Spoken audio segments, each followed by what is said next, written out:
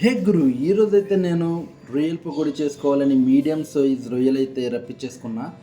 ఈ ప్రాసెస్ ఎలా ఉంటుందో నేను మీకు ఈ వీడియోలో చెప్పేస్తాను. మనం ముందుగా అయితే రొయ్యల్ని నీట్గా క్లీన్ చేసేసుకుందాం.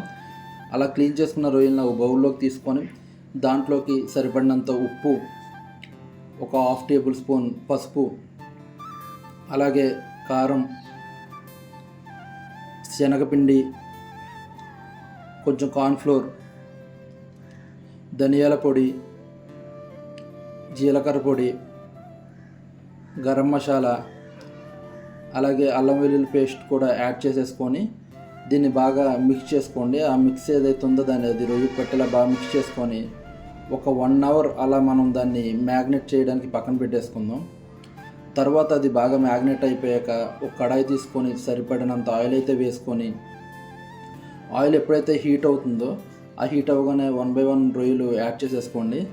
ఒక 5 మినిట్స్ అయితే అలా రొయ్యలన్నిటిని డీప్ ఫ్రై అయ్యేలాగైతే కుక్ చేసేసుకుందాం. కంప్లీట్ అయ్యే టయానికి రొయ్యలు చూడడానికి గోల్డెన్ బ్రౌన్ కలర్లో అయితే కనిపిస్తాయి. అంతే, ఆల్మోస్ట్ కంప్లీట్ అయిపోయినట్టే. అయితే రెడీ అయితే అయిపోయింది. చూడడానికి అయితే రెడ్గా చాలా క్రిస్పీగా క్రంచీగా అయితే కనిపిస్తుంది.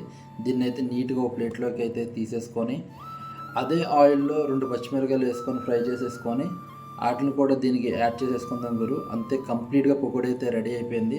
చూడడానికి అయితే చాలా టెంప్టింగ్గా ఉంది.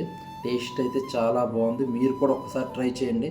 ఎవరైనా మీ ఫ్రెండ్స్ ఇంటికి వచ్చినప్పుడు కానీ రిలేటివ్స్ వచ్చినప్పుడు కానీ ఒకసారి ట్రై చేయండి. వాళ్ళైతే టేస్ట్ అయితే మర్చిపోలేరు. ఇలాంటి వీడియోస్ మీకు మరిన్ని కావాలంటే మా ఛానల్ని సబ్స్క్రైబ్ చేయండి, షేర్ చేయండి, కామెంట్ చేయండి.